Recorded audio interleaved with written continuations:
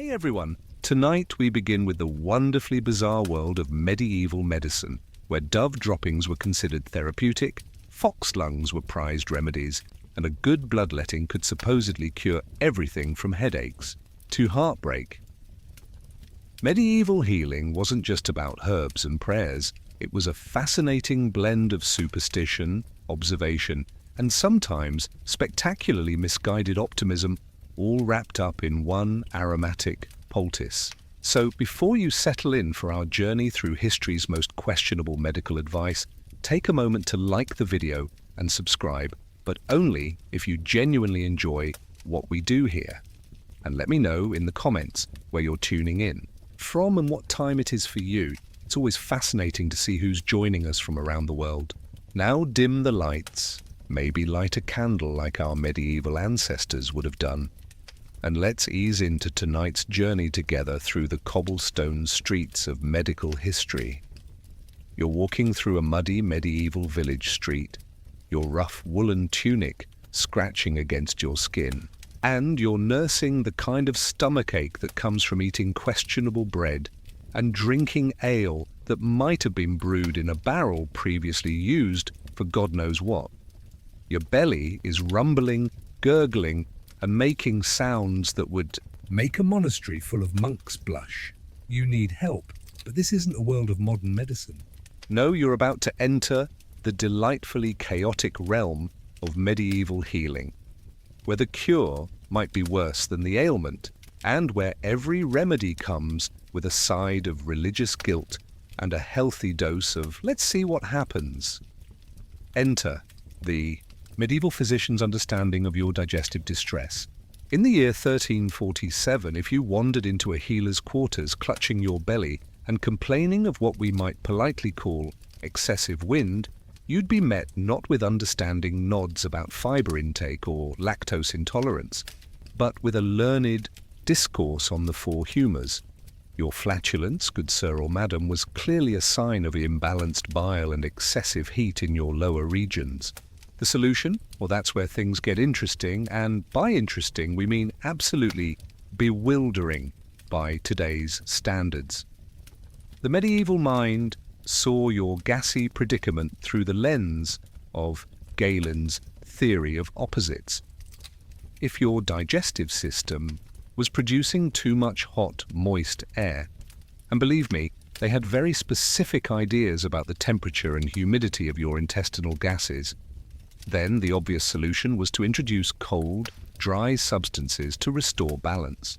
This might involve consuming powdered chalk mixed with wine, or perhaps chewing on dried mint leaves while standing on your left foot during a waning moon, because apparently your digestive system operated on the same principles as a medieval weather vane.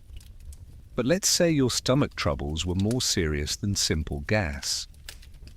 Perhaps you're dealing with what medieval physicians delicately termed griping of the bowels, or the rather alarming condition they called melting of the guts.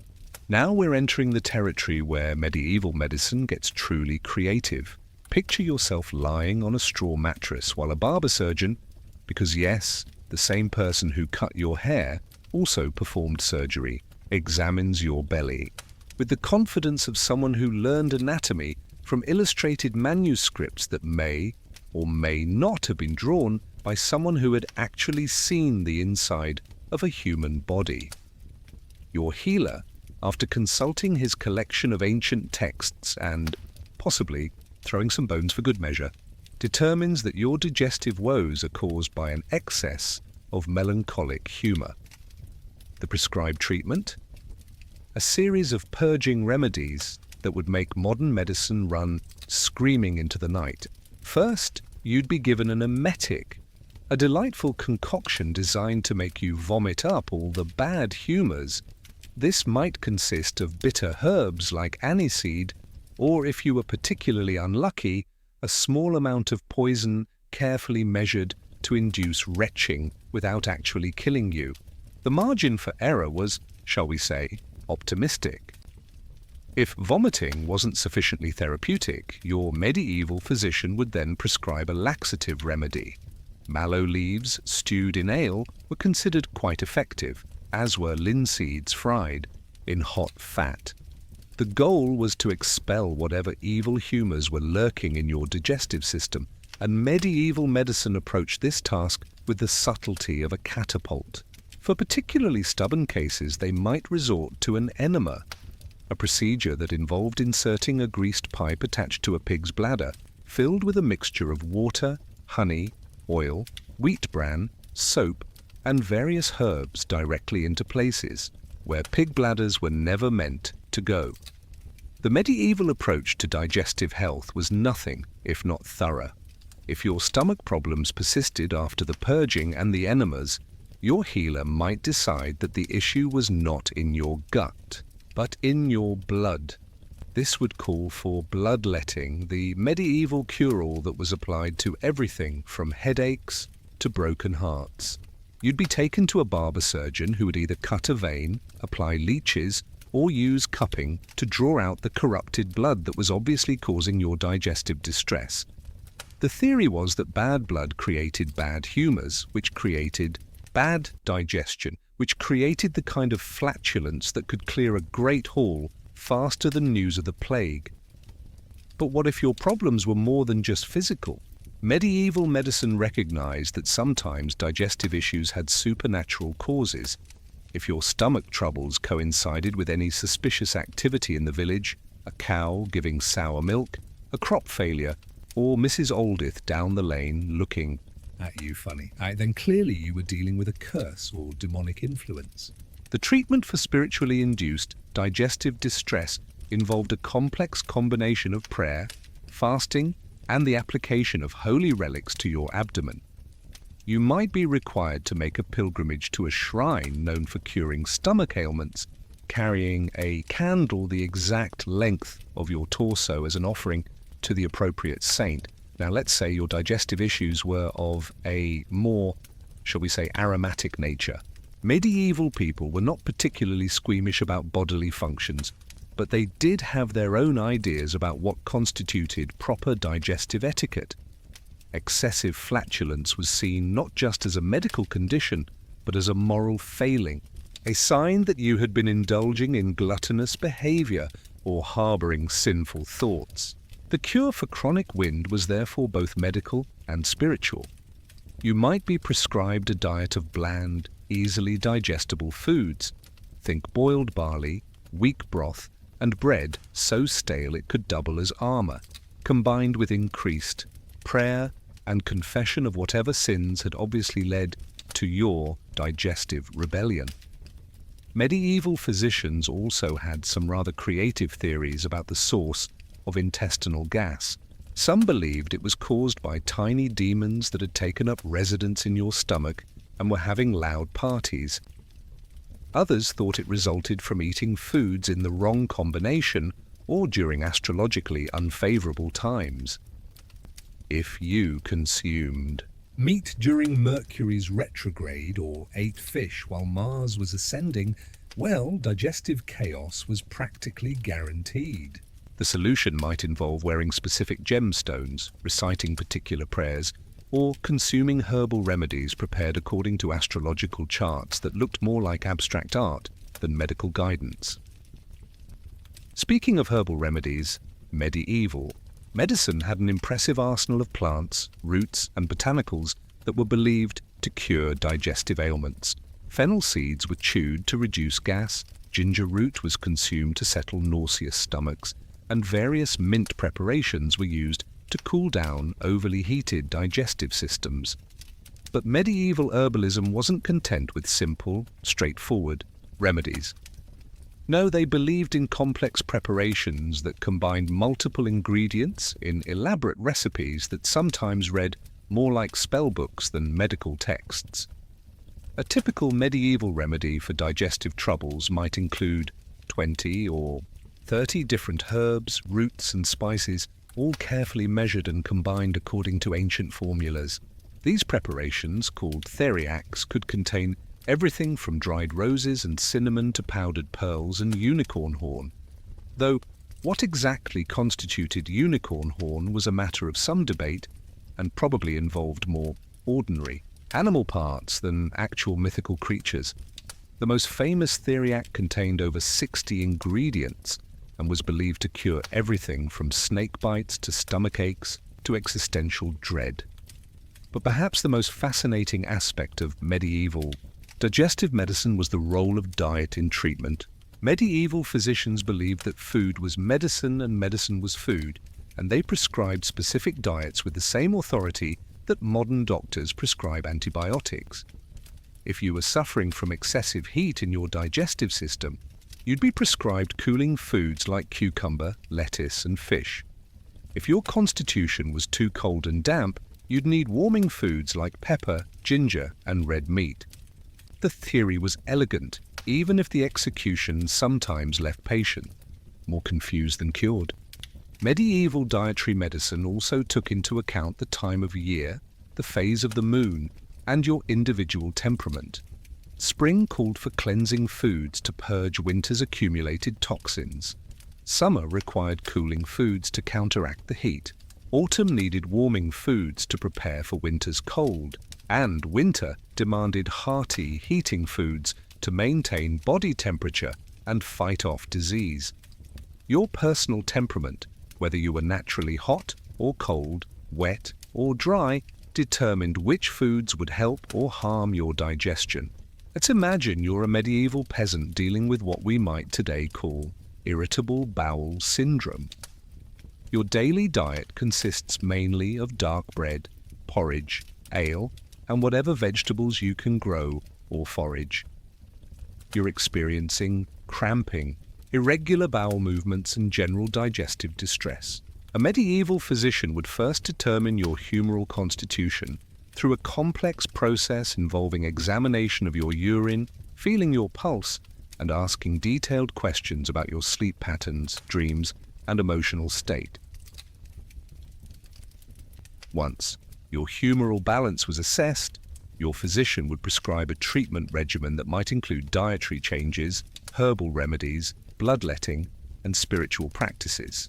You might be told to avoid certain foods during specific lunar phases, consume particular herbs prepared in wine or honey, undergo periodic purging treatments, and increase your prayers and charitable acts.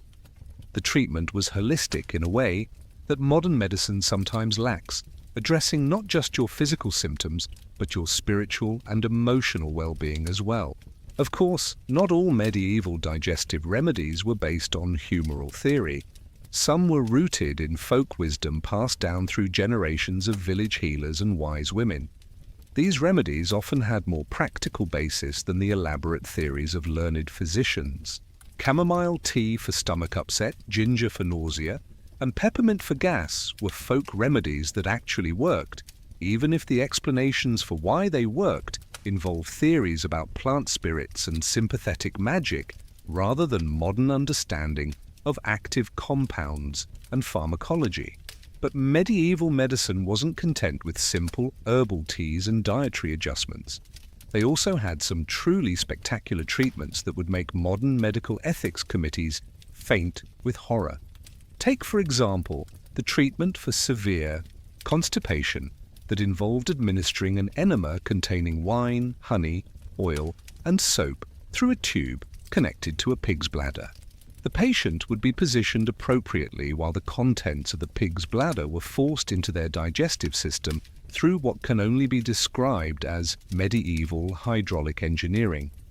The results were apparently effective, if somewhat traumatic, for all involved. For more serious digestive ailments, medieval physicians might prescribe treatments involving animal parts that seem bizarre by today's standards. Powdered fox lungs were believed to strengthen weak digestion, while ground owl bones were thought to cure severe stomach pains. These remedies weren't just random superstition, they were based on the medieval theory of signatures, which held that the appearance or behavior of an animal or plant indicated its medicinal properties. Foxes were quick and agile, so fox parts would make your digestion quick and efficient. Owls were wise and mysterious, so owl parts would solve mysterious digestive problems. Medieval medicine also recognized the connection between emotional state and digestive health, though their understanding of this relationship was filtered through religious and humoral theory. Excessive worry, anger, or melancholy were believed to disrupt the proper functioning of the digestive system by creating imbalances in the humors. Treatment for emotionally induced digestive problems might include not just medical remedies, but also confession, penance, and spiritual counseling. The medieval physician understood that healing the soul was often necessary for healing the body. The role of religious faith in medieval digestive medicine cannot be overstated. Many treatments included prayers, blessings, and invocations of particular saints known for their healing powers. Saint Erasmus was the patron saint of abdominal pain, and his intercession was sought for everything from severe cramping to chronic indigestion. Patients might be required to recite specific prayers while consuming their herbal remedies, or to visit holy shrines while following prescribed diets. The boundary between medicine and religion was practically non-existent, and healing was understood to be as much a spiritual process as a physical one. Medieval physicians also had elaborate theories about the timing of medical treatments. They believed that the effectiveness of digestive remedies depended not just on what was administered, but when it was administered. The phase of the moon, the position of the planets, and the time of day all influenced the potency of medical treatments. A remedy for stomach upset might be most effective when taken at dawn during a waxing moon while Jupiter was in the house of health. These astrological considerations weren't mere superstition to medieval minds. They were serious medical science based on the understanding that human bodies were connected to and influenced by cosmic forces.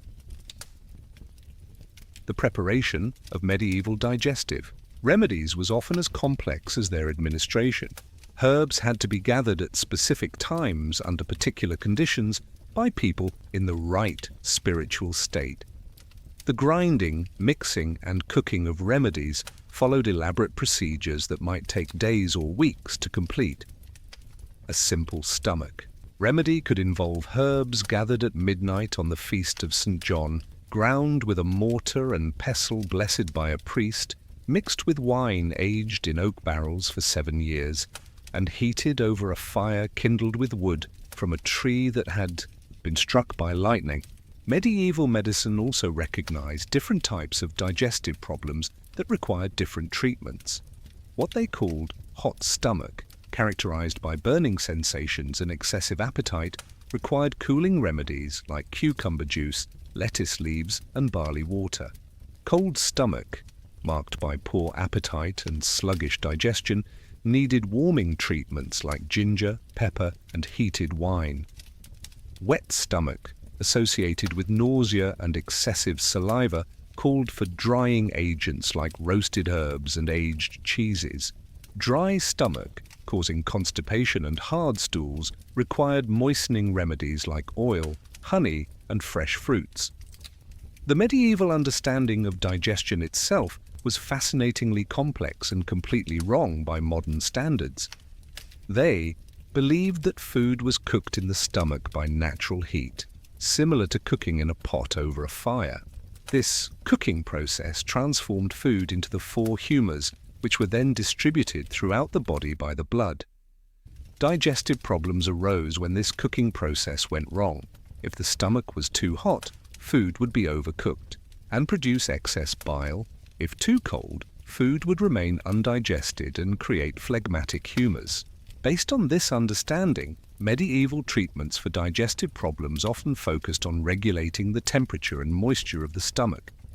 Patients with hot digestive problems might be prescribed cooling baths, fed ice or snow, or given remedies made from cold-natured plants like lettuce and cucumber. Those with cold digestive issues would receive warming treatments, hot baths, spicy foods, and remedies made from hot-natured plants like ginger and pepper. The goal was always to restore the proper balance of heat and moisture that would allow normal digestion to resume. Medieval physicians also had specific treatments for what they called wind in the belly, our topic of excessive flatulence. This condition was understood to result from food that hadn't been properly cooked in the stomach, creating vapors. that needed to escape through the body's natural opening. The treatment involved both preventing the formation of these vapors and facilitating their expulsion. Prevention might include dietary restrictions, avoiding foods known to create wind, and consuming carminative herbs that would help the stomach properly cook its contents. For the expulsion of existing wind, medieval medicine had some truly creative approaches. Patients might be prescribed specific exercises designed to move trapped air through the digestive system. These could include particular walking patterns, breathing exercises, and even dance-like movements that were believed to encourage the natural flow of bodily vapors. Some treatments involved external applications, warm poultices applied to the abdomen, gentle massage with aromatic oils, or the application of cupping devices to draw out trapped air through the skin. The social aspects of digestive health in medieval times were also quite different from modern approaches. Digestive problems were often discussed openly and treated communally. Village healers would share remedies and techniques, and successful treatments would be passed down through families and communities. There was less embarrassment about bodily functions and more acceptance that digestive issues were a normal part of human life that required community support and shared wisdom to address effectively. Medieval medicine also recognized the role of lifestyle factors in digestive health, though their understanding of these factors was filtered through their unique worldview. They believed that excessive study could cause digestive problems by drawing too much heat to the brain and away from the stomach. Similarly, intense emotions, irregular sleep patterns, and inappropriate sexual activity were all thought to disrupt the proper functioning of the digestive system. Treatment often involved not just medical remedies but also lifestyle modifications designed to restore the natural balance of the body's systems. The medieval approach to digestive medicine was holistic in ways that modern medicine is only beginning to rediscover. They understood that physical symptoms often had emotional, spiritual, and social components that needed to be addressed for complete healing. A patient with chronic stomach problems might receive not just herbal remedies and dietary advice, but also counseling about family relationships, guidance on spiritual practices, and support for social and economic problems that might be contributing to their distress. Perhaps most remarkably, medieval digestive medicine was highly personalized. Treatments were tailored not just to specific symptoms but to individual patients' constitutions, lifestyles, and circumstances. A remedy that worked for one person might be completely inappropriate for another, even if they had similar symptoms. This individualized approach required physicians to develop deep knowledge of their patients' lives, histories, and characters, a level of personal attention that modern medicine often struggles to provide. Medieval physicians also understood the importance of prevention in digestive health. They developed elaborate systems of dietary guidelines designed to maintain proper digestive function and prevent problems before they arose. These guidelines took into account seasonal variations, individual constitutions, age, occupation, and social status. A young laborer would receive different dietary advice than an elderly scholar, and both would adjust their eating patterns according to the time of year and their current health status. The medieval understanding of the connection between mind and gut was sophisticated, even if their explanation seems strange to modern ears. They recognized that worry, stress, and emotional disturbance could cause very real physical digestive symptoms. Their treatments often included what we might today call psychotherapy, talking through problems, providing emotional support, and helping patients develop better coping strategies for life's challenges. The medieval physician was often as much counselor and spiritual advisor as medical practitioner.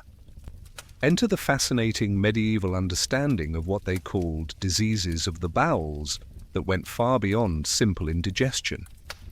Picture yourself as a medieval person suffering from what modern medicine would recognize as inflammatory bowel disease. Your symptoms include severe cramping, bloody stools, and debilitating pain that leaves you doubled over in agony. To a medieval physician, this wasn't just a medical condition, it was a spiritual crisis that required both earthly remedies and divine intervention. The treatment would begin with a thorough examination of your lifestyle and moral character. Had you been consuming too much red meat during Lent? Were you harboring anger or resentment against your neighbors? Had you been engaging in activities that might have attracted demonic attention? Medieval medicine understood that serious digestive ailments often had supernatural causes that required supernatural solutions alongside physical treatments. Your medieval healer might prescribe a pilgrimage to a shrine known for healing bowel diseases combined with a strict regimen of fasting and prayer. But the physical treatments would be equally dramatic. You might undergo a series of enemas containing holy water blessed by 3 different priests, each administered during specific prayers and accompanied by the burning of particular incenses. The theory was that evil influences causing your bowel disease would be literally flushed out along with the physical corruption.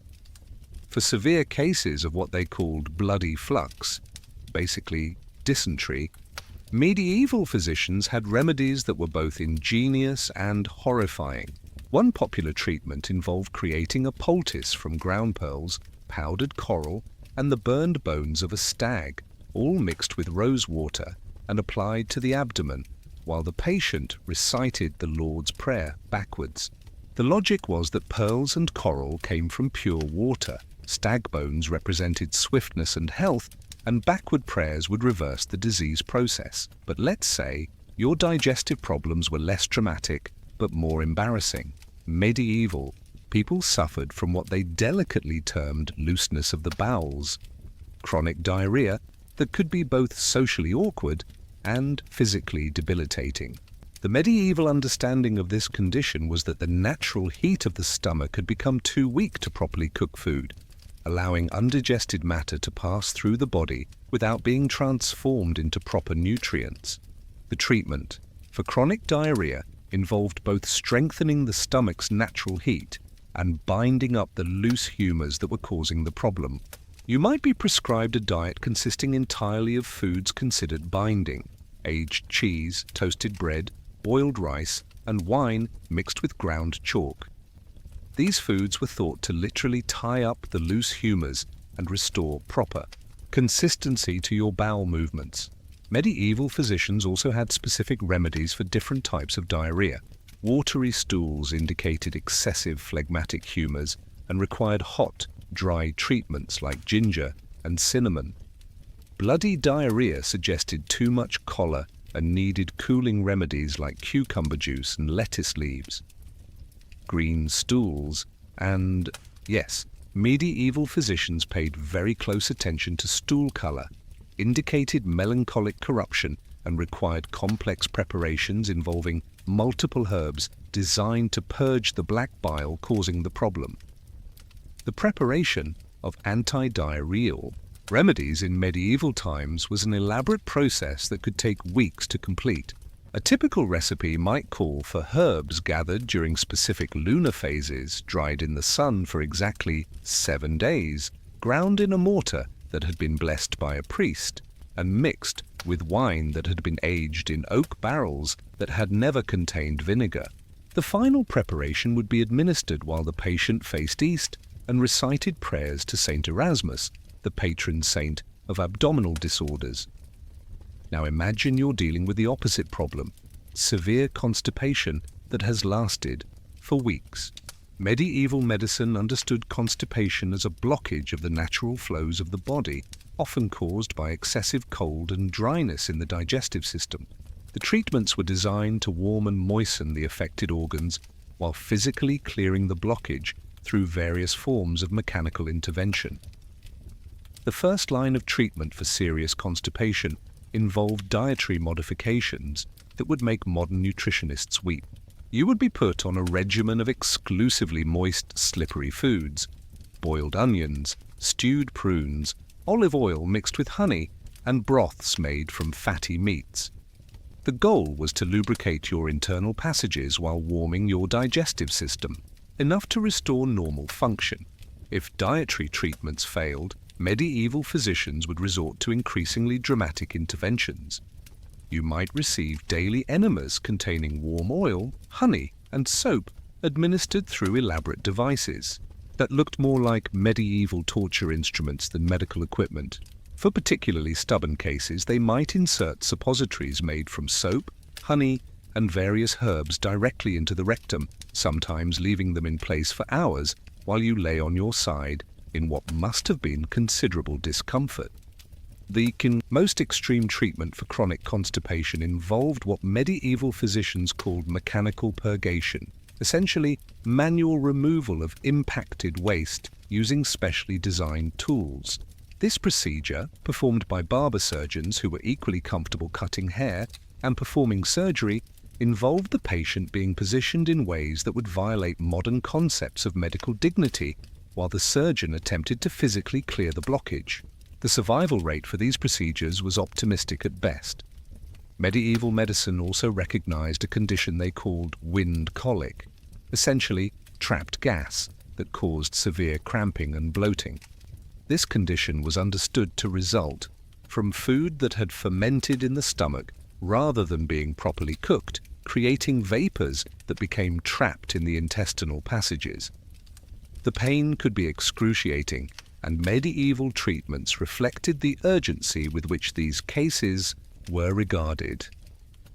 Treatment for wind colic often involved external applications designed to draw the trapped vapors out through the skin. Hot poultices made from herbs like fennel, caraway, and dill would be applied to the abdomen while the patient consumed carminative remedies designed to break up the internal gas bubbles. Some treatments involved the application of cupping devices, heated cups that created suction when applied to the skin, in patterns designed to encourage the movement of trapped air through the body's natural channels. For severe cases of wind colic, medieval physicians might prescribe what they called vaporous baths, essentially sitting in tubs of hot water infused with aromatic herbs, while breathing vapors that were thought to help dissolve internal gas bubbles. These treatments could last for hours and often provided genuine relief, though probably more from the relaxation and warmth than from any specific anti-gas properties of the herbs involved. Medieval understanding of what we would now call food poisoning was filtered through their theories about corrupted humors and spiritual contamination. If you fell ill after eating spoiled meat or contaminated water, medieval physicians would assume that evil influences had entered your body along with the corrupted food. Treatment involved not just purging the physical contamination, but also spiritual cleansing to remove any supernatural corruption that might have accompanied it. The treatment for food poisoning often began with induced vomiting using emetics made from herbs like ipecac, or small amounts of carefully measured poisons. The goal was to expel the corrupted food before it could be fully absorbed into the body's systems. This would be followed by purging treatments designed to clear any remaining contamination from the intestinal tract, often involving multiple enemas and laxative preparations administered over several days. But medieval medicine also recognized that some digestive problems required more than just physical treatments. They understood that certain stomach ailments were caused by what they called melancholic corruption, essentially depression and anxiety that manifested as physical digestive symptoms. These cases required treatments that addressed both the emotional and physical aspects of the illness.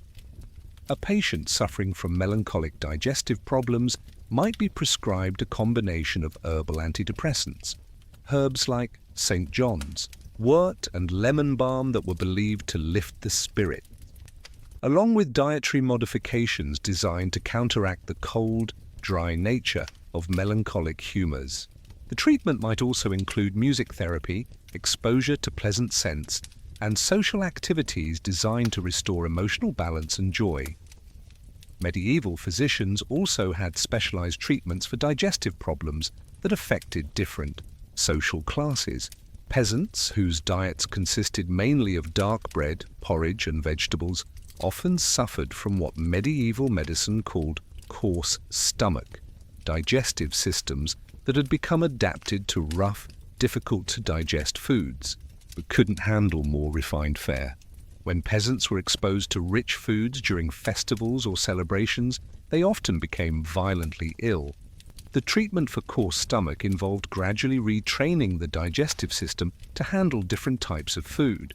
This might involve slowly introducing small amounts of white bread, meat, and other refined foods while supporting the digestive system with herbs and remedies designed to strengthen the stomach's natural heat.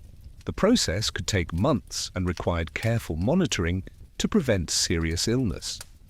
Nobles, on the other hand, often suffered from what medieval physicians called delicate stomach, digestive systems that had become so accustomed to refined foods that they couldn't handle the rough fare that made up most people's diets.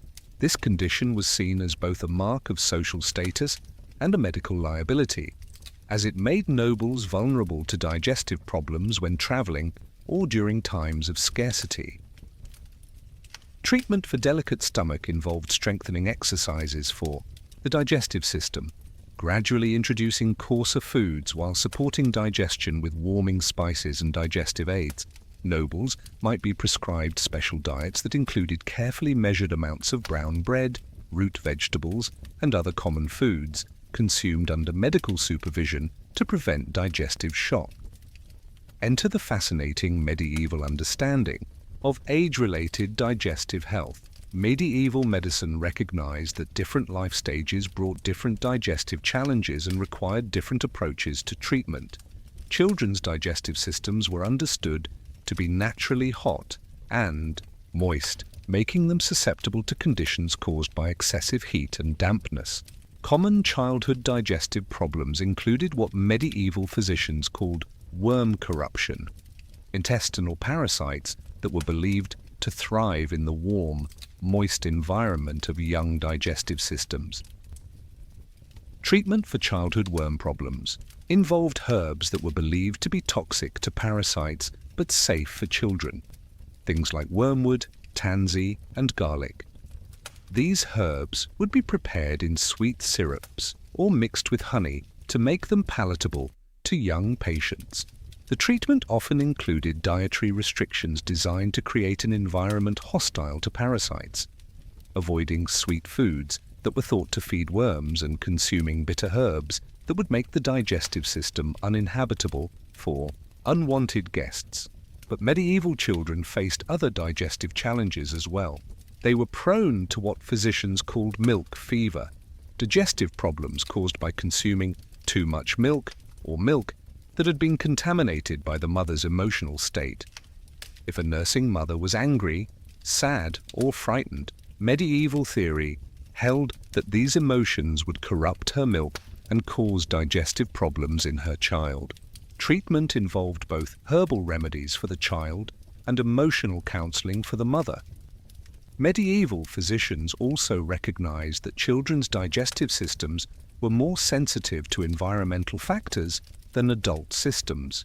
Changes in weather, disruptions to daily routines, or exposure to strong emotions could all trigger digestive problems in young patients.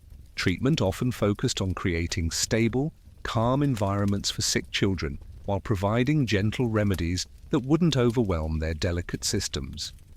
Adult digestive problems were typically attributed to lifestyle factors and were treated with modifications to diet, exercise, and daily routines. Medieval physicians understood that the stresses of adult life, work, family responsibilities, social obligations could have significant impacts on digestive health.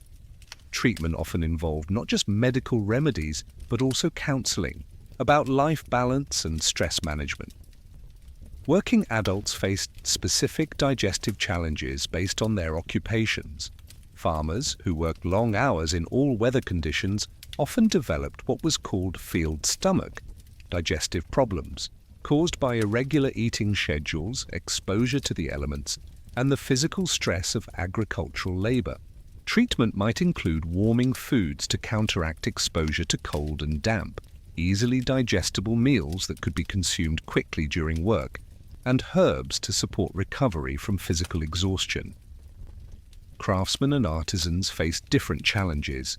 Those who worked with toxic materials like metalworkers, tanners, or dyers often developed digestive problems related to occupational exposure to harmful substances.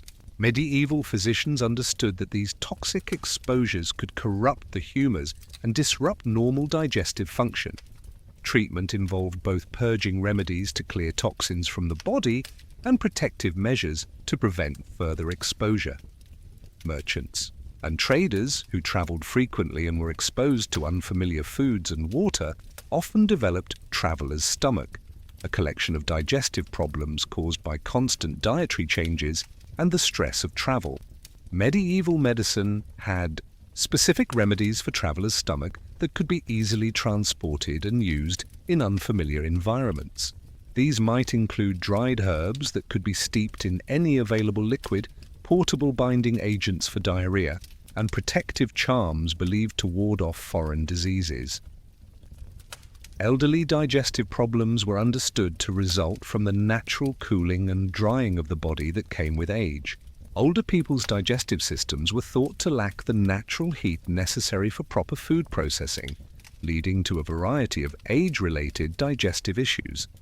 Treatment for elderly patients often focused on warming and moistening therapies, designed to counteract the natural effects of aging. Medieval physicians developed specialized diets for elderly patients that emphasized foods that were easy to digest and naturally warming. These might include broths made from young animals, wines mixed with warming spices, and preparations that had been pre-digested through cooking or fermentation. The goal was to support weakened digestive systems while providing adequate nutrition for aging bodies. For severe cases of wind colic, medieval physicians might prescribe what they called vaporous baths, essentially sitting in tubs of hot water infused with aromatic herbs while breathing vapors that were thought to help dissolve internal gas bubbles. These treatments could last for hours and often provided genuine relief, though probably more from the relaxation and warmth than from any specific anti-gas properties of the herbs involved. Medieval understanding of what we would now call food poisoning was filtered through their theories about corrupted humors and spiritual contamination. If you fell ill after eating spoiled meat or contaminated water, medieval physicians would assume that evil influences had entered your body along with the corrupted food. Treatment involved not just purging the physical contamination, but also spiritual cleansing to remove any supernatural corruption that might have accompanied it. The treatment for food poisoning often began with induced vomiting using emetics made from herbs like ipecac or small amounts of carefully measured poisons. The goal was to expel the corrupted food before it could be fully absorbed into the body's systems. This would be followed by purging treatments designed to clear any remaining contamination from the intestinal tract, often involving multiple enemas and laxative preparations administered over several days. But medieval medicine also recognized that some digestive problems required more than just physical treatments. They understood that certain stomach ailments were caused by what they called melancholic corruption, essentially depression and anxiety that manifested as physical digestive symptoms. These cases required treatments that addressed both the emotional and physical aspects of the illness. A patient suffering from melancholic digestive problems might be prescribed a combination of herbal antidepressants, herbs like St. John's, wort, and lemon balm that were believed to lift the spirits, along with dietary modifications designed to counteract the cold, dry nature of melancholic humors. The treatment might also include music therapy, exposure to pleasant scents, and social activities designed to restore emotional balance and joy. Medieval physicians also had specialized treatments for digestive problems that affected different social classes. Peasants, whose diets consisted mainly of dark bread, porridge, and vegetables, often suffered from what medieval medicine called coarse stomach, digestive systems that had become adapted to rough, difficult-to-digest foods. but couldn't handle more refined fare. When peasants were exposed to rich foods during festivals or celebrations, they often became violently ill. The treatment for coarse stomach involved gradually retraining the digestive system to handle different types of food. This might involve slowly introducing small amounts of white bread, meat, and other refined foods while supporting the digestive system with herbs and remedies designed to strengthen the stomach's natural heat. The process could take months and required careful monitoring to prevent serious illness. Nobles, on the other hand, often suffered from what medieval physicians called delicate stomach, digestive systems that had become so accustomed to refined foods that they couldn't handle the rough fare that made up most people's diets. This condition was seen as both a mark of social status and a medical liability, as it made nobles vulnerable to digestive problems when traveling or during times of scarcity. Treatment for delicate stomach involved strengthening exercises for the digestive system, gradually introducing coarser foods while supporting digestion with warming spices and digestive aids. Nobles might be prescribed special diets that included carefully measured amounts of brown bread, root vegetables, and other common foods, consumed under medical supervision to prevent digestive shock. Enter the fascinating medieval understanding of age-related digestive health. Medieval medicine recognized that different life stages brought different digestive challenges and required different approaches to treatment. Children's digestive systems were understood to be naturally hot and moist, making them susceptible to conditions caused by excessive heat and dampness. Common childhood digestive problems included what medieval physicians called worm corruption, intestinal parasites that were believed to thrive in the warm, moist environment of young digestive systems. Treatment for childhood worm problems involved herbs that were believed to be toxic to parasites but safe for children, things like wormwood, tansy, and garlic. These herbs would be prepared in sweet syrups or mixed with honey to make them palatable to young patients. The treatment often included dietary restrictions designed to create an environment hostile to parasites, avoiding sweet foods that were thought to feed worms, and consuming bitter herbs that would make the digestive system uninhabitable for unwanted guests. But medieval children faced other digestive challenges as well. They were prone to what physicians called milk fever, digestive problems caused by consuming too much milk, or milk that had been contaminated by the mother's emotional state. If a nursing mother was angry, sad, or frightened, medieval theory held that these emotions would corrupt her milk and cause digestive problems in her child. Treatment involved both herbal remedies for the child and emotional counseling for the mother. Medieval physicians also recognized that children's digestive systems were more sensitive to environmental factors than adult systems. Changes in weather, disruptions to daily routines, or exposure to strong emotions could all trigger digestive problems in young patients. Treatment often focused on creating stable, calm environments for sick children, while providing gentle remedies that wouldn't overwhelm their delicate systems. Adult digestive problems were typically attributed to lifestyle factors and were treated with modifications to diet, exercise, and daily routines. Medieval physicians understood that the stresses of adult life, work, family responsibilities, social obligations, could have significant impacts on digestive health. Treatment often involved not just medical remedies, but also counseling about life balance and stress management. Working adults faced specific digestive challenges based on their occupations. Farmers, who worked long hours in all weather conditions, often developed what was called field stomach, digestive problems caused by irregular eating schedules, exposure to the elements, and the physical stress of agricultural labor.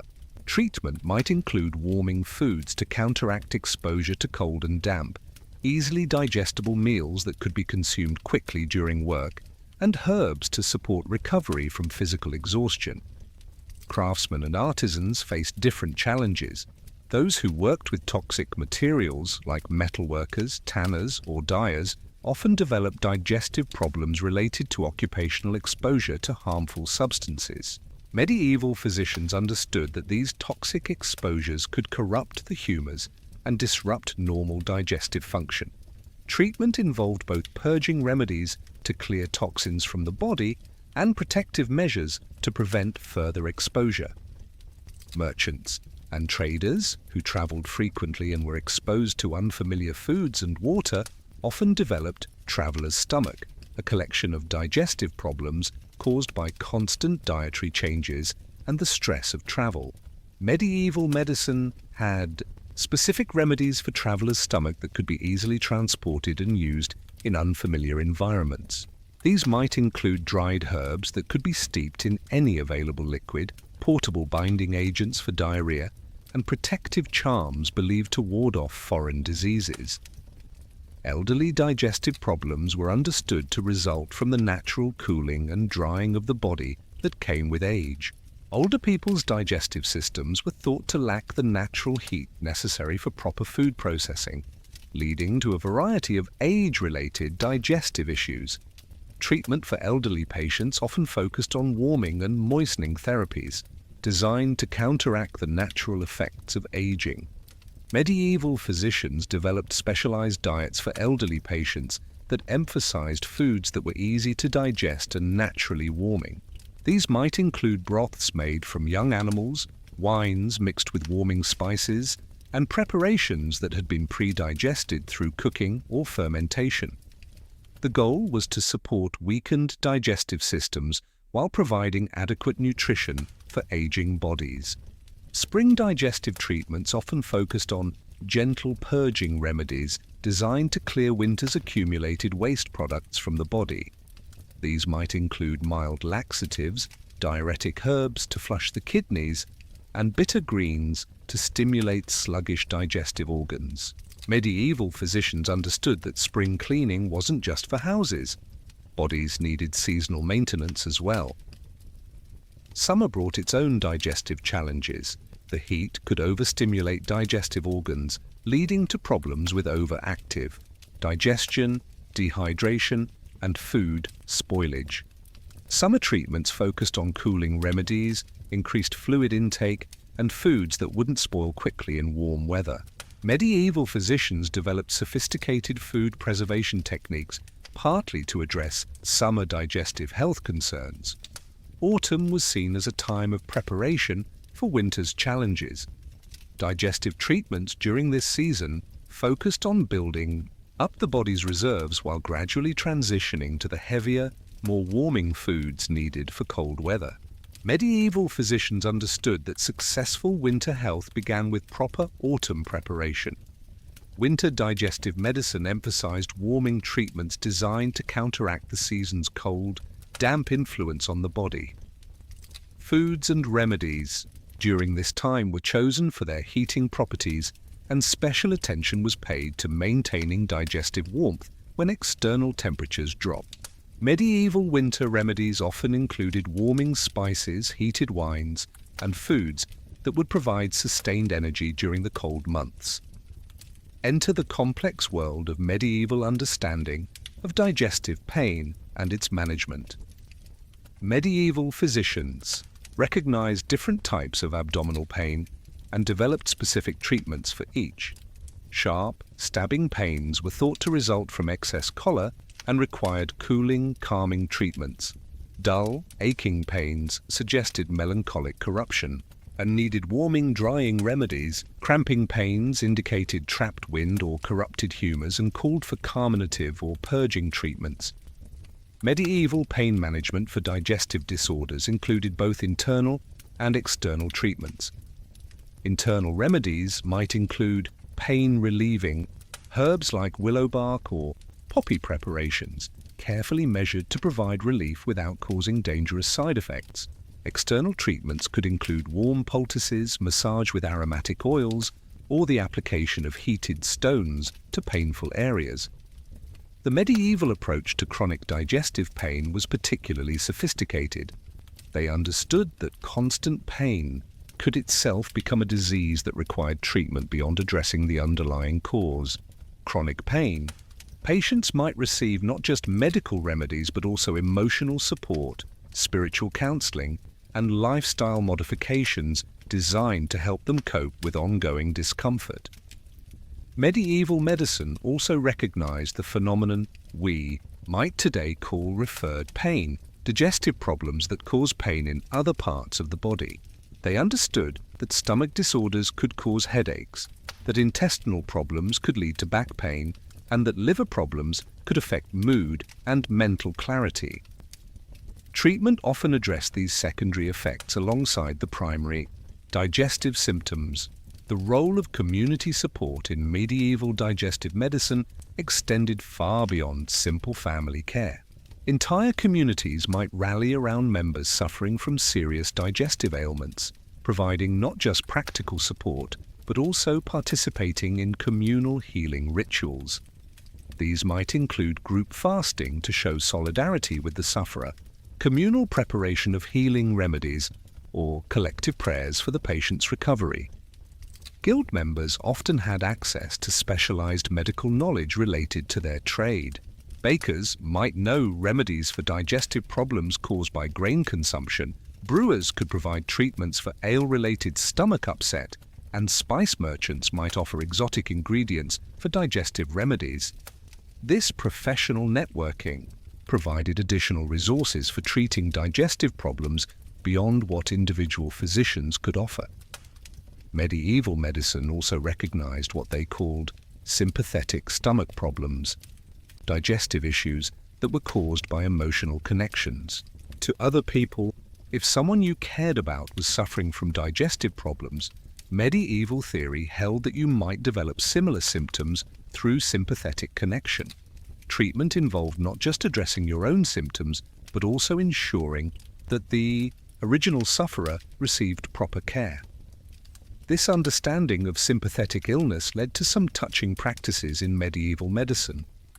Families would often undergo digestive treatments together, sharing remedies and supporting each other through healing processes. Communities might collectively fast or feast to support members who were suffering from serious digestive ailments. The social support aspect of medieval medicine provided benefits that went far beyond the specific remedies being used. Enter the fascinating medieval understanding of digestive disorders caused by supernatural influences. Medieval physicians recognized that some digestive problems had causes that went beyond the physical or even the emotional. They could be caused by curses, demonic possession, or divine punishment for sins. These cases required treatments that combined medical remedies with spiritual interventions. Exorcism-based treatments for digestive problems were not uncommon and often involved elaborate rituals designed to identify and banish whatever evil influence was causing the illness. These treatments might include blessed foods consumed while reciting specific prayers, holy water administered internally as well as externally, and the wearing of protective amulets designed to prevent recontamination. Medieval physicians developed sophisticated methods for diagnosing supernatural causes of digestive problems.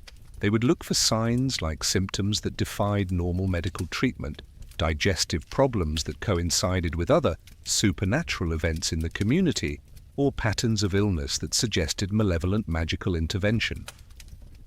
Once supernatural causation was diagnosed, treatment shifted from purely medical to primarily spiritual, though physical remedies might still be used to support the patient's strength during spiritual healing. The medieval understanding of cursed food was particularly elaborate. They believed that food could be deliberately contaminated with evil influences through various forms of malevolent magic. Treatment for eating cursed food involved immediate purging to expel the contaminated material, followed by spiritual cleansing, to remove any supernatural taint that might remain in the body. Medieval medicine also recognized digestive problems caused by violations of religious dietary laws or eating food that had been prepared improperly from a spiritual standpoint. Treatment for these cases often involved confession, penance, and ritual purification alongside medical remedies. The understanding was that spiritual contamination required spiritual cleansing before physical healing could be complete.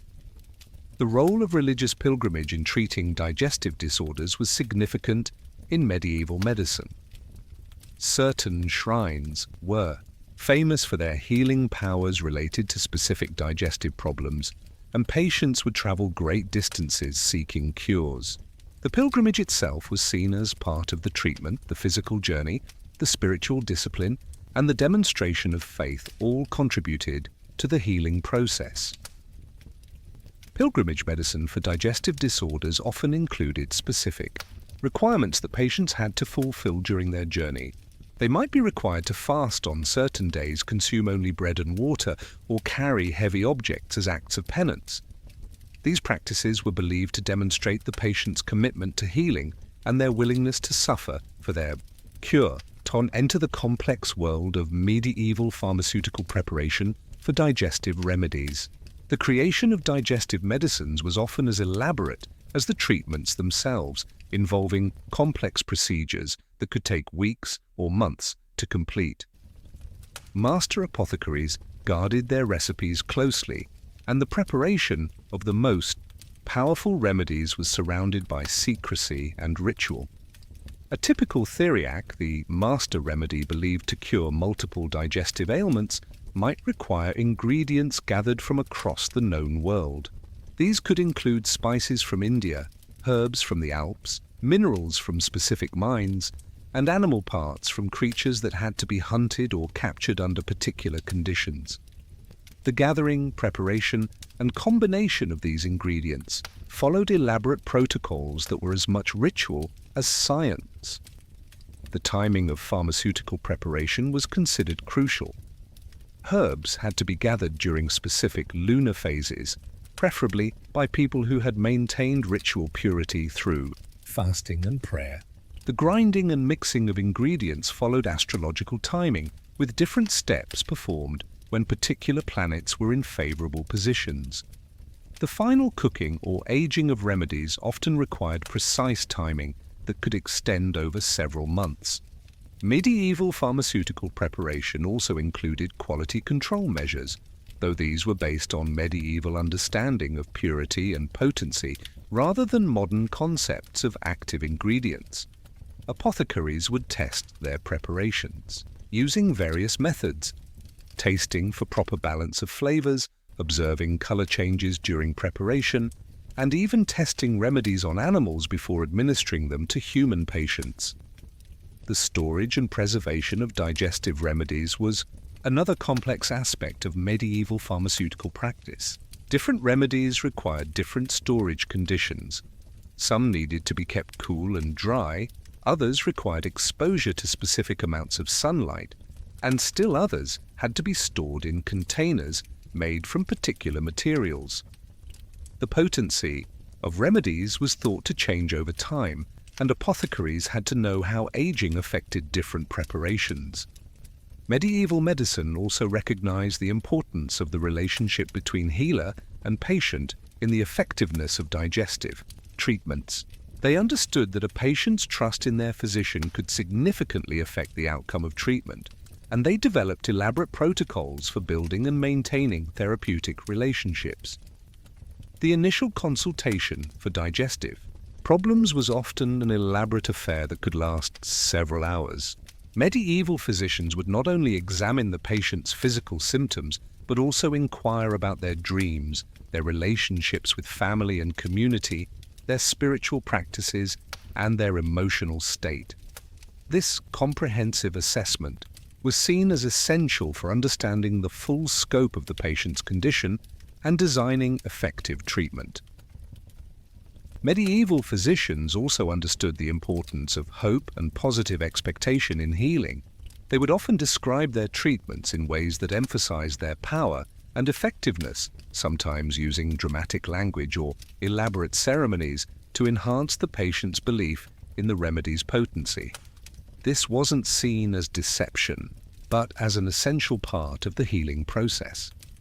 The concept of bedside manner was well developed in medieval medicine, though it took forms that might seem strange to modern patients.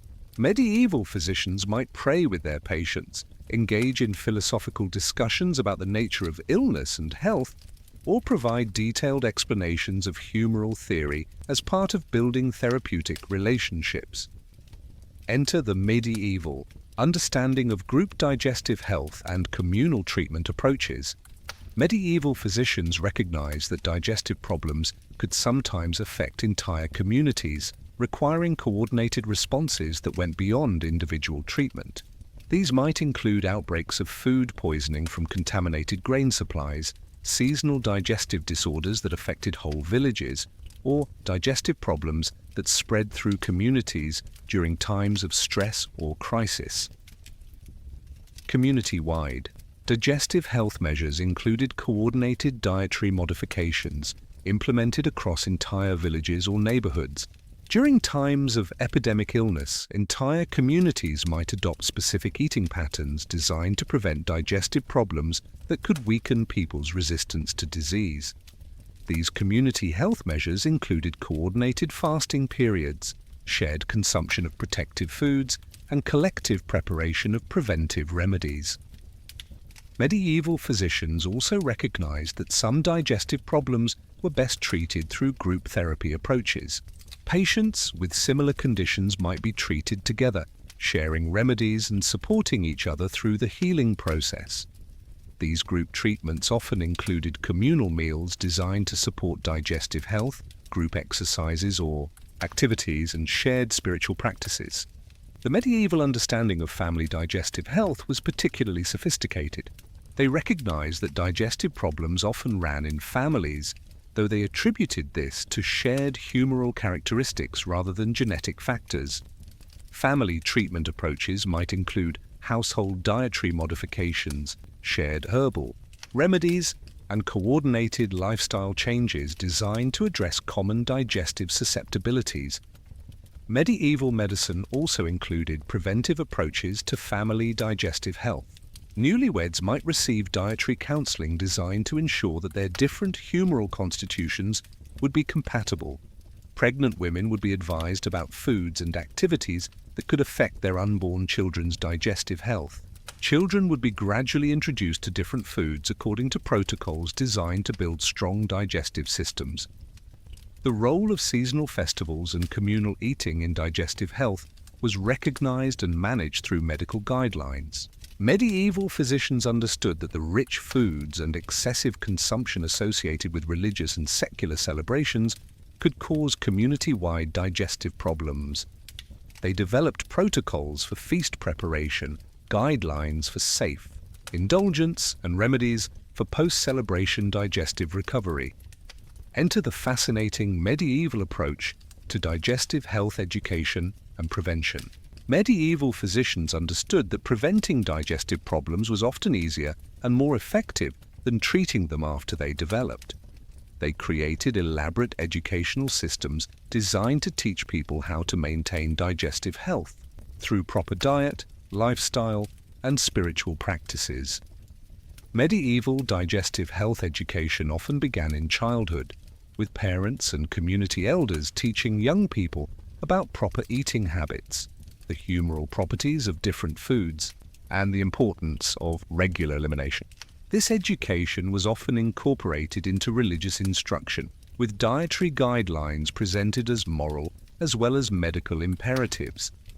Adult education about digestive health was often provided through community lectures, written treatises, and personal consultations with physicians. Medieval medical education for laypeople included not just information about treatment of digestive problems, but also comprehensive guidance about prevention through proper diet, exercise, and lifestyle management. The medieval approach to digestive health education was highly visual, using diagrams, charts, and illustrations to help people understand complex concepts about humoral balance and proper nutrition. These educational materials often combined medical information with religious imagery, presenting digestive health as part of overall spiritual wellness. Medieval physicians also recognized the importance of practical cooking education in maintaining digestive health They would teach patients and their families about proper food preparation techniques, safe food storage methods, and cooking practices that would enhance the digestive properties of different foods. This practical education was seen as essential for implementing dietary treatment recommendations effectively. As we near the end of our journey through the labyrinthine world of medieval digestive medicine, it's worth reflecting on the remarkable complexity and humanity of these ancient approaches to healing. Medieval physicians working without modern understanding of anatomy, physiology, or microbiology developed sophisticated systems of treatment that addressed not just physical symptoms, but emotional, spiritual, and social aspects of illness as well.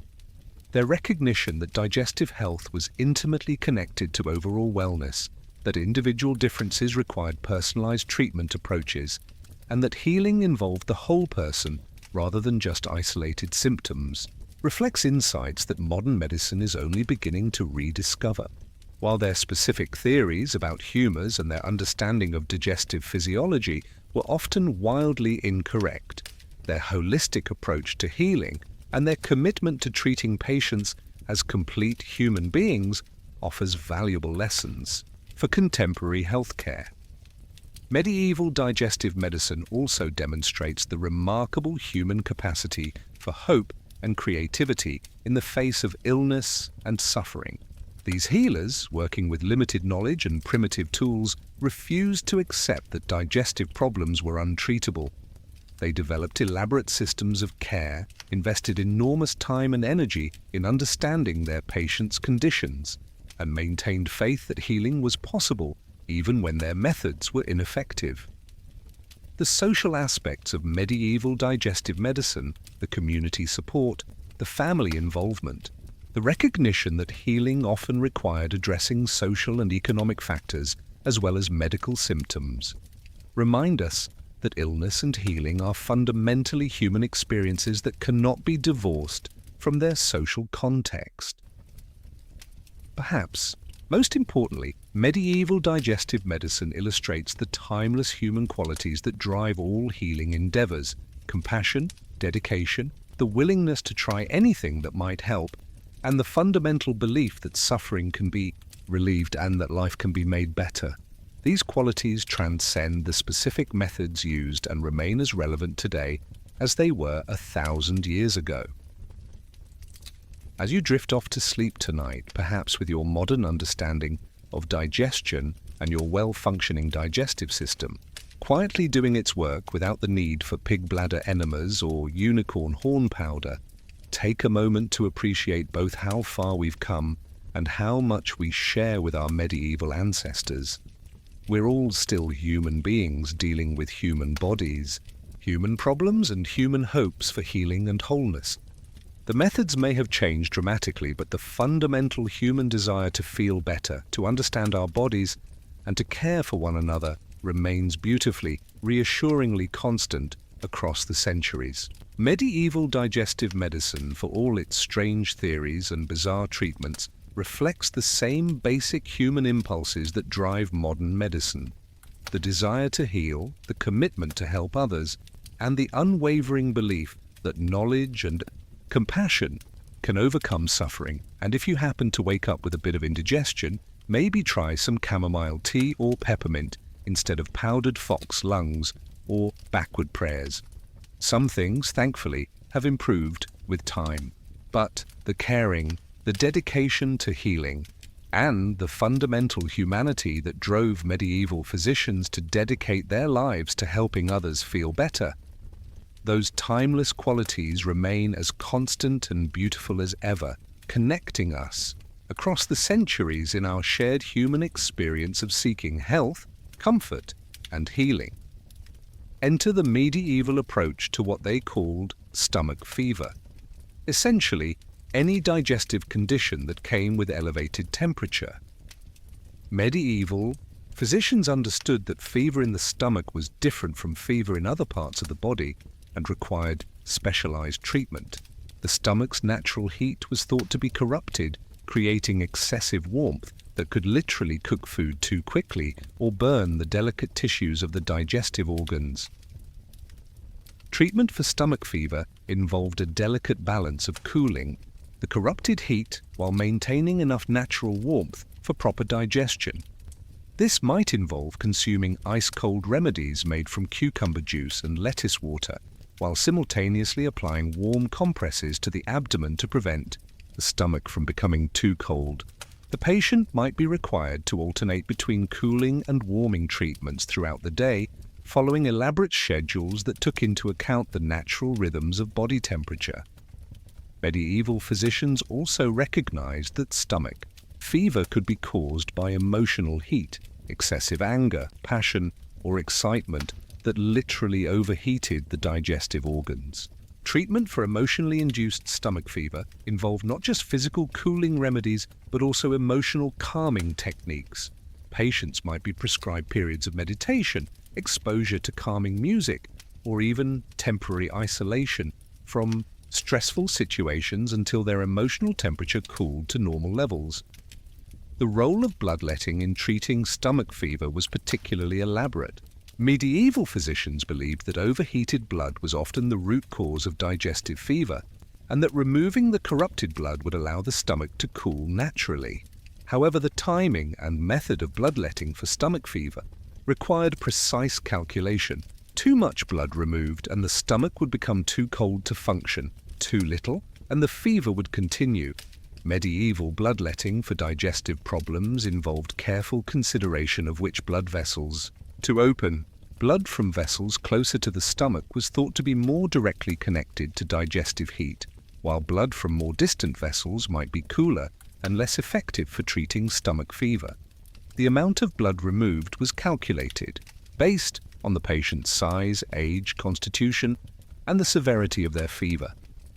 Now picture yourself dealing with what medieval physicians called corrupt stomach, a condition where the digestive organs had become contaminated with evil humors that prevented proper food processing. This wasn't just indigestion, it was understood as a fundamental corruption of the stomach's essential nature that required aggressive intervention to restore normal function. Treatment for corrupt stomach often began with what medieval physicians called evacuation therapy, a comprehensive purging of all potentially corrupted materials from the digestive system. This involved multiple days of induced vomiting, repeated enemas, and strong laxatives designed to clear every trace of corrupted matter from the body. The theory was that corrupt stomach could only be cured by completely emptying the digestive system and then rebuilding healthy function from scratch. After evacuation therapy, patients with corrupt stomach would undergo renovation treatment, a carefully controlled process of reintroducing pure, uncorrupted foods while monitoring for any signs of recurring corruption. This process could take weeks or months, with patients gradually progressing from simple broths to more complex foods as their digestive purity was restored. Medieval physicians had elaborate tests for determining whether a stomach had been successfully purified. They would examine the color, smell, and consistency of bodily fluids, looking for signs that corruption had been eliminated. Patients might be required to fast for extended periods to test whether their digestive systems could maintain purity without constant food input. Enter the fascinating medieval understanding of what they called sympathetic stomach disorders, digestive problems that were believed to be caused by the stomach's sympathy with other organs or even with external influences. Medieval medicine understood the body as an interconnected system where problems in one area could sympathetically affect other areas, often in ways that seemed mysterious or supernatural. For example, medieval physicians believed that problems with the liver could cause sympathetic stomach disorders, as the liver and stomach were thought to be intimately connected through shared humoral pathways. Treatment for liver-related stomach problems involved not just addressing the stomach symptoms, but also treating the underlying liver condition through specialized herbs, dietary modifications, and sometimes direct treatment of the liver through external applications. Sympathetic stomach disorders could also be caused by emotional connections to other people. If a family member or close friend was suffering from serious digestive problems, medieval theory held that sympathetic individuals might develop similar symptoms through emotional resonance. Treatment for these sympathetic disorders required addressing both the original sufferer's condition and the sympathetic patient's emotional connection to that suffering. Medieval medicine also recognized sympathetic stomach disorders caused by environmental influences. Changes in weather, seasonal transitions, or exposure to corrupted air could cause the stomach to sympathetically respond with digestive problems. Treatment for environmentally induced sympathetic disorders might involve relocating the patient to a different environment, purifying the air around them through burning specific herbs, or creating protective barriers against harmful environmental influences. The lunar influence on sympathetic stomach disorders was particularly complex. Medieval physicians believed that the stomach was naturally sympathetic to lunar cycles, with digestive function waxing and waning along with the moon. Patients with severe sympathetic stomach disorders might be required to time their meals, medications, and treatments according to lunar phases to maintain harmony between their digestive systems and cosmic influences. Picture yourself now as a medieval person dealing with what physicians called melancholic stomach, a condition where excessive melancholic humors had settled in the digestive organs, causing a range of symptoms, including poor appetite, sluggish digestion, dark-colored stools, and a general sense of heaviness in the abdomen. Melancholic stomach was often associated with emotional depression and was considered one of the most serious digestive disorders.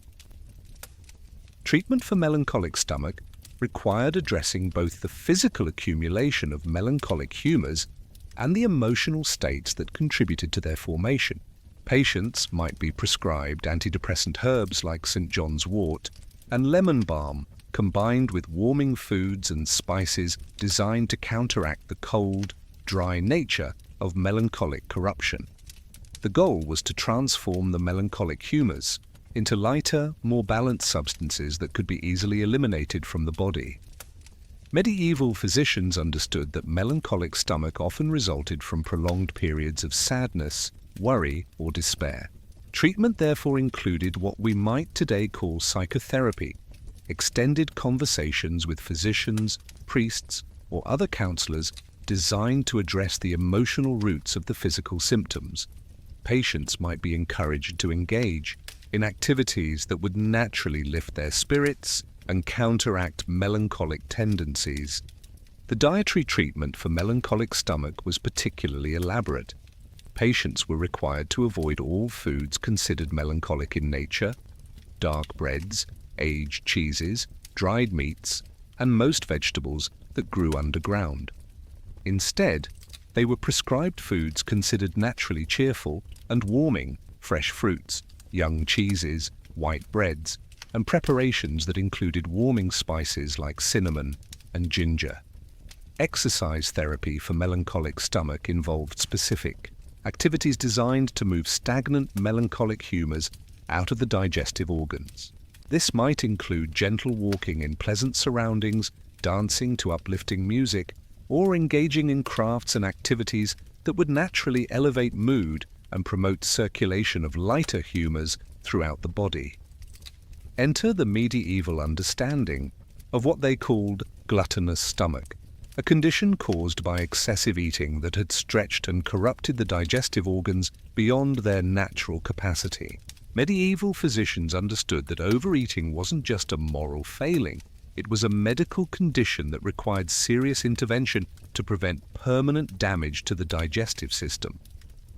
Treatment for gluttonous stomach began with what medieval physicians called stomach reduction therapy, a carefully controlled process of gradually reducing food intake while supporting the digestive organs as they returned to normal size and function. This wasn't simply about eating less. It involved specific techniques for retraining the stomach to process smaller amounts of food efficiently. Patients with gluttonous stomach were often required to undergo periods of supervised fasting, with their food intake carefully monitored and controlled by medical attendants.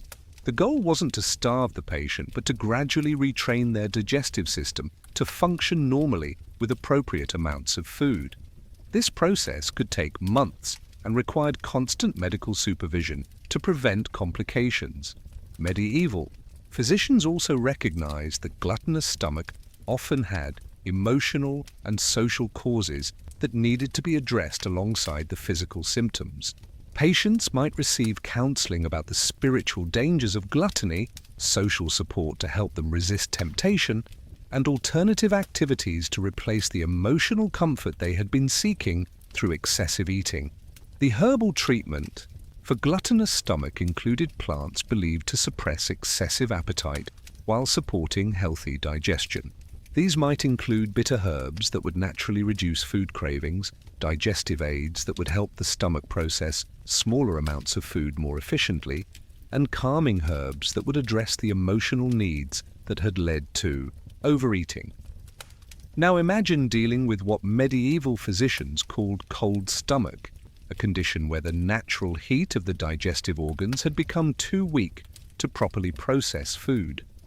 Cold stomach was often seen in elderly patients, people who had been ill for extended periods, or those whose constitutions were naturally cool and damp. The symptoms included poor appetite, slow digestion, frequent feelings of fullness, and stools that were often pale and poorly formed. Treatment for cold stomach focused on gradually rebuilding the natural heat of the digestive organs through warming foods, herbs, and external applications.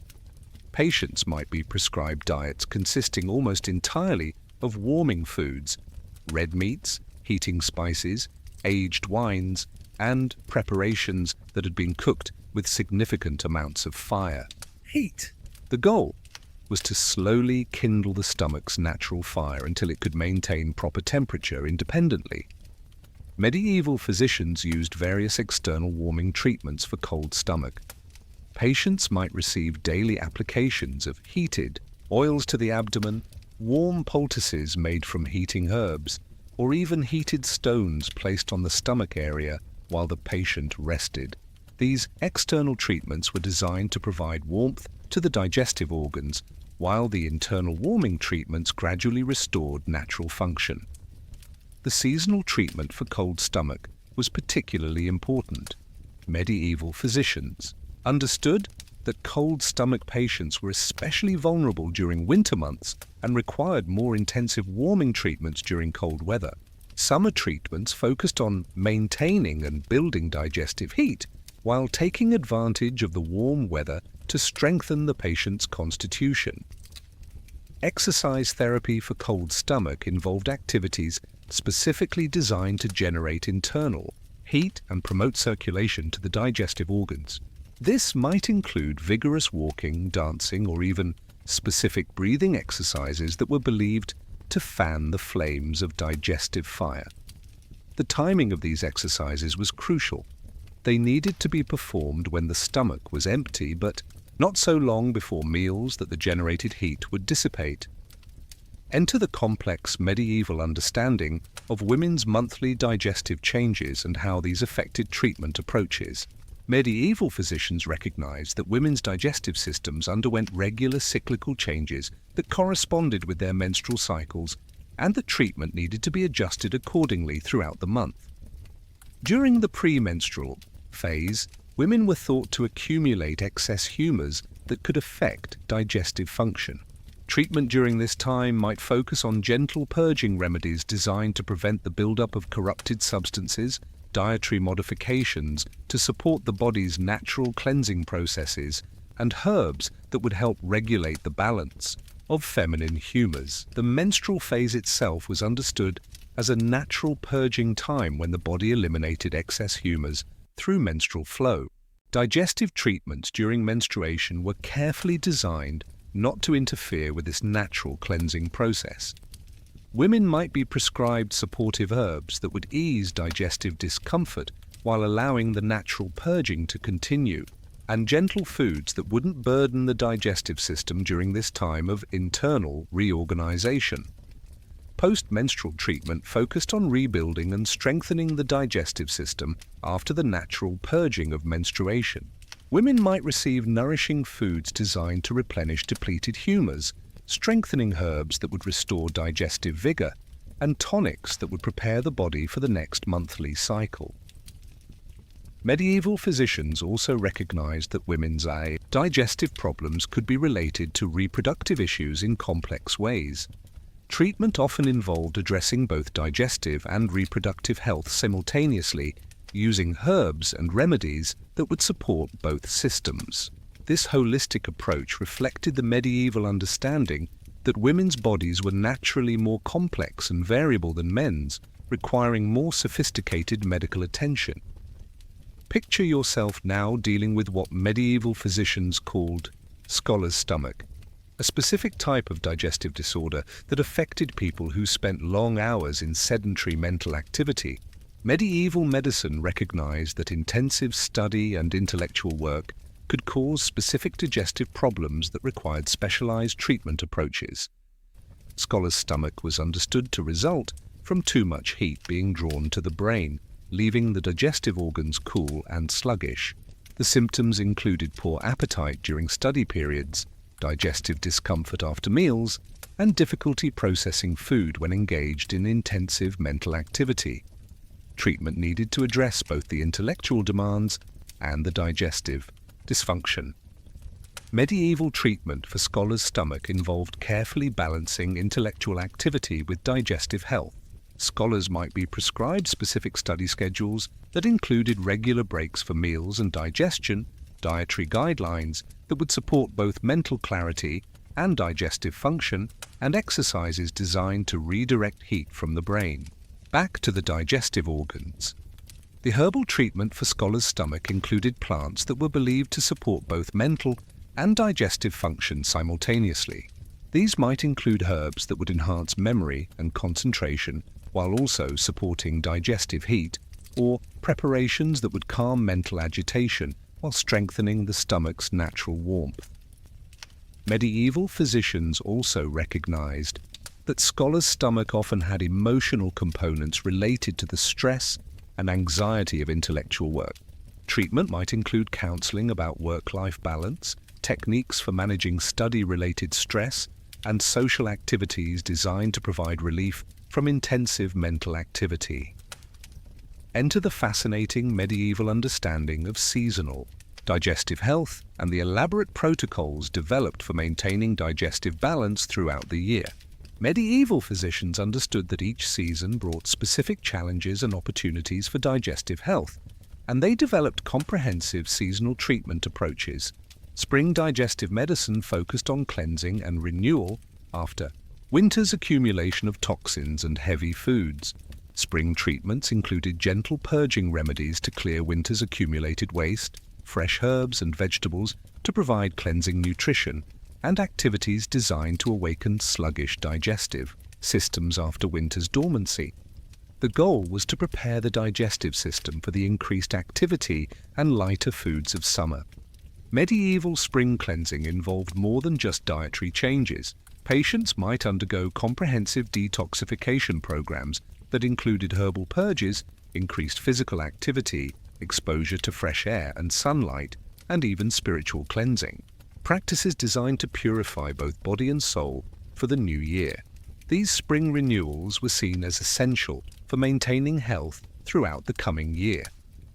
Summer digestive medicine emphasized cooling and protection from heat-related digestive problems. Summer treatments included cooling foods and herbs to prevent overheating of digestive organs, increased fluid intake to prevent dehydration-related digestive problems, and dietary modifications to account for food spoilage in warm weather. Medieval physicians understood that summer's heat could disrupt digestive balance and required careful management. The preservation of digestive health during summer travel was a particular concern for medieval physicians. They developed portable remedies and dietary guidelines for people who needed to travel during hot weather, including cooling preparations that could be easily transported, guidelines for safe food and water consumption while traveling, and treatments for common travel-related Digestive problems. Autumn digestive medicine focused on preparation for winter's challenges. Autumn treatments included strengthening foods designed to build up the body's reserves, warming herbs to begin the transition from summer's cooling regimen to winter's heating needs, and dietary modifications to take advantage of autumn's harvest, while preparing for winter's heavier foods. Medieval physicians understood that autumn was a crucial time for digestive health, as proper preparation during this season could prevent many winter digestive problems. Autumn treatments often included comprehensive health assessments, adjustment of treatment regimens based on the patient's response to summer care, and planning for winter health maintenance. Winter digestive medicine emphasized warming and sustaining digestive function during cold weather. Winter treatments included heating foods and spices to maintain digestive warmth, increased caloric intake to fuel the body's heat production, and protective measures to prevent cold weather from disrupting digestive function. Medieval physicians understood that winter's cold could literally freeze digestive processes and required aggressive warming interventions. Now picture yourself as a medieval person dealing with what physicians called feast stomach digestive problems, specifically related to the rich foods and excessive consumption associated with religious festivals and seasonal celebrations. Medieval physicians recognized that feast periods, while socially and spiritually important, could cause serious digestive disruptions that required specialized treatment. Pre-feast preparation involved strengthening the digestive system to handle the upcoming dietary challenges. Patients might receive digestive tonics designed to boost stomach function, dietary modifications to prepare for richer foods, and instructions for safe indulgence during feast periods. The goal was to allow participation in social and religious celebrations while minimizing digestive consequences. During feast periods, medieval physicians provided guidelines for safe celebration that balanced social obligations with digestive health. These might include recommendations for pacing food consumption, combining rich foods with digestive aids, and alternating periods of indulgence with periods of restraint. The goal was not to prevent celebration, but to make it safer and more comfortable. Post-feast recovery involved comprehensive treatments designed to restore normal digestive function after periods of dietary excess. This might include purging, remedies to clear accumulated toxins, gentle foods to give overtaxed digestive organs a rest, and herbs to restore normal digestive balance. Medieval physicians understood that proper post-feast recovery was essential for preventing long-term digestive problems. Enter the medieval understanding of occupational digestive health and the specialized treatments developed for different professions. Medieval physicians recognized that different types of work created different digestive challenges and required profession-specific medical approaches. Farmers faced digestive challenges related to irregular eating schedules, exposure to weather extremes, and the physical demands of agricultural work. Medieval treatments for farmers included portable foods that could be consumed during work, remedies for weather-related digestive problems, and strengthening treatments to support recovery from physical exhaustion. The seasonal nature of farming required treatments that could be adjusted based on agricultural demands. Craftsmen and artisans faced different challenges, often related to exposure to toxic materials, sedentary work postures, and the stress of meeting production deadlines. Medieval treatments for craftsmen included protective remedies to counteract occupational toxins, exercises to counteract sedentary postures, and stress management techniques to handle work-related pressures. Merchants and traders faced digestive challenges related to travel, unfamiliar foods, and the stress of business dealings. Medieval medicine developed portable treatment kits for merchants, guidelines for safe eating while traveling, and remedies for stress-related digestive problems. The international nature of medieval trade required treatments that would be effective in different climates and with different available ingredients. Military personnel faced some of the most challenging digestive health problems related to combat stress, irregular food supplies, and the need to maintain fighting effectiveness while dealing with digestive issues. Medieval military medicine included field portable remedies, treatments that could be administered during combat operations, and preventive measures to maintain digestive health during campaigns. Picture yourself now dealing with what medieval physicians called broken stomach, a condition where the digestive organs had been permanently damaged by disease, injury, or prolonged maltreatment. Broken stomach was considered one of the most serious digestive conditions, requiring long-term management rather than simple cure. Treatment for broken stomach involved accepting the permanent limitations of damaged digestive organs while maximizing remaining function through careful management. Patients might require lifelong dietary restrictions, ongoing herbal support, and lifestyle modifications designed to work within the constraints of damaged digestive capacity. Medieval physicians developed specialized diets for broken stomach, patients that emphasized easily digestible foods, frequent small meals, and careful food combining to maximize nutrition while minimizing digestive stress. These diets required extensive knowledge of food properties and careful monitoring to ensure adequate nutrition despite digestive limitations. The emotional and social challenges of living with broken stomach were recognized and addressed through comprehensive support systems.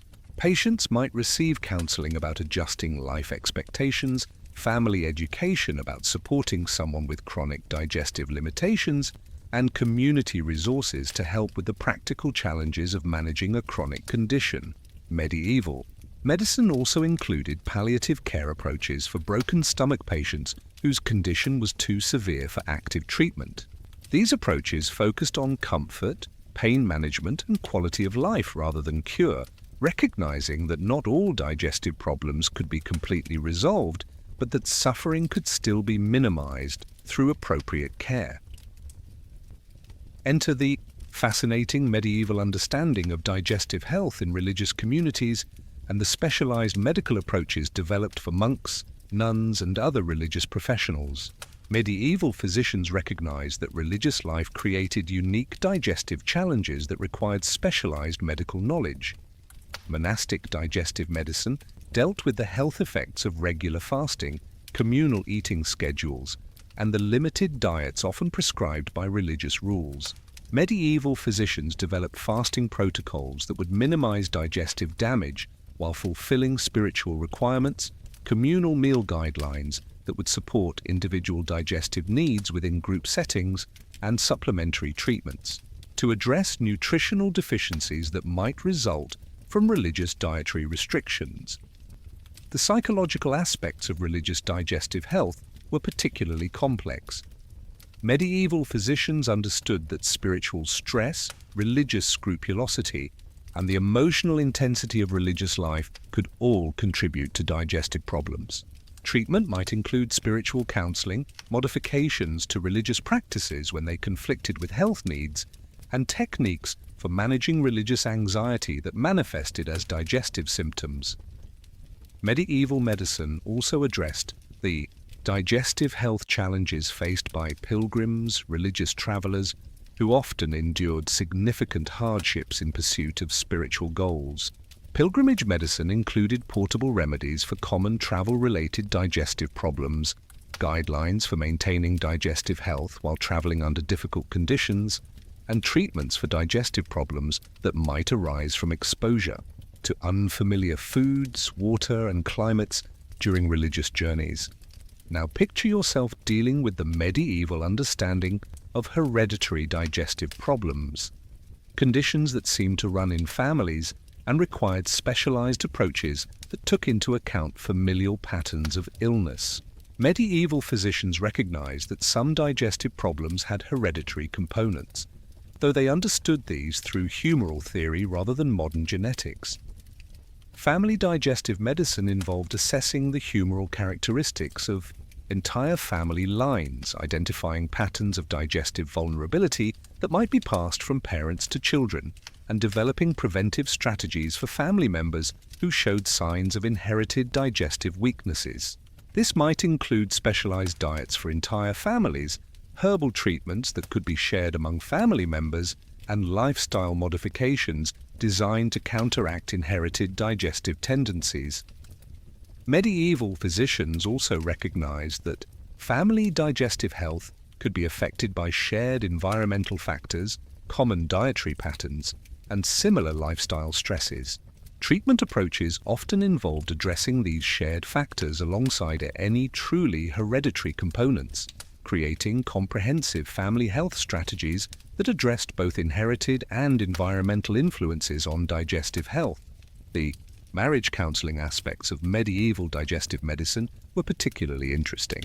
Medieval physicians understood that digestive compatibility between spouses could affect family health and happiness. They might provide pre-marriage counseling about digestive compatibility, dietary guidance for newlyweds who came from different food traditions, and family planning advice that took into account the digestive health implications of childbearing and child-rearing. Enter the complex medieval understanding of digestive health during pregnancy and childbirth, and the specialized medical approaches developed for expectant and new mothers. Medieval physicians recognized that pregnancy created unique digestive challenges that required careful medical management to protect both mother and child. Pregnancy digestive medicine dealt with the common digestive changes that occurred during pregnancy, including morning sickness, food cravings and aversions, and the physical displacement of digestive organs by the growing fetus. Medieval treatments had to be carefully chosen to address maternal symptoms without harming fetal development, requiring extensive knowledge of which herbs and treatments were safe during pregnancy.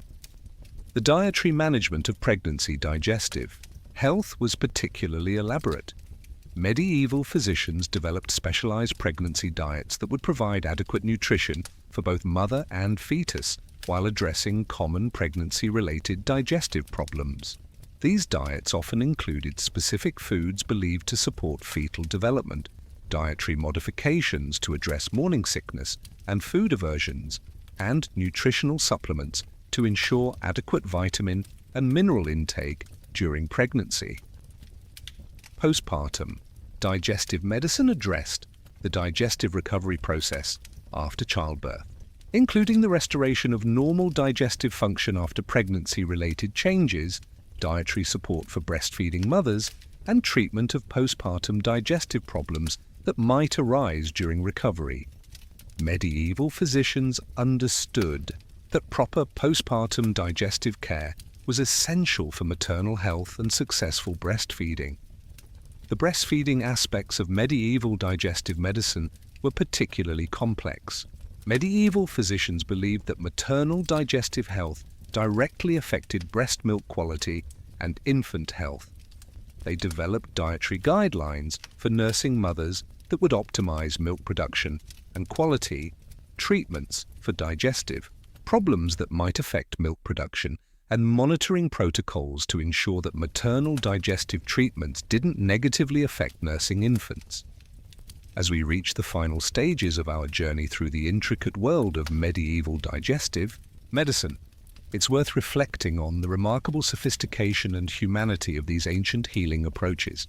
Medieval physicians, despite their limited understanding of human anatomy and physiology, developed comprehensive systems of care that addressed not just physical symptoms but the emotional, spiritual, social, and environmental factors that contributed to digestive health and illness. Their recognition that healing required treating the whole person, not just isolated symptoms, their understanding that individual differences required personalized treatment, approaches, and their commitment to providing compassionate care, even when their methods were ineffective, reflects a wisdom about the healing process that remains relevant today.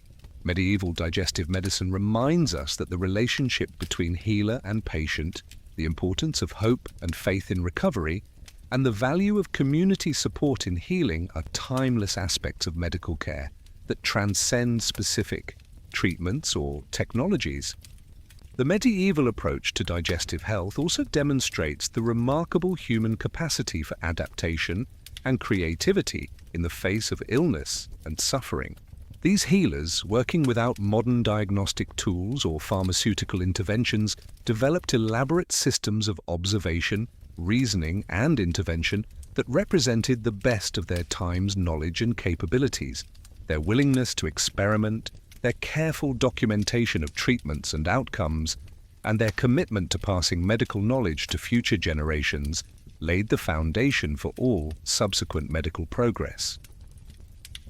Perhaps most importantly, medieval digestive medicine illustrates the fundamental human drive to heal and be healed, to care for others in distress, and to seek understanding of the mysterious processes that govern health and illness. These basic human impulses, expressed through the particular knowledge and methods of medieval times, connect us across the centuries to our ancestors who faced the same basic challenges of human embodiment that we face today. As you settle into sleep tonight, perhaps with your modern understanding of digestion and your well-functioning digestive system quietly processing your evening meal without the need for pig bladder enemas or unicorn horn remedies, take a moment to appreciate both how far medical knowledge has progressed and how much we continue to share with our medieval ancestors in terms of basic human needs, hopes, and vulnerabilities. The specific methods of medieval digestive medicine may seem strange or even absurd to modern minds, but the compassion, dedication, and fundamental humanity that motivated medieval healers remains as relevant and inspiring today as it was 1,000 years ago.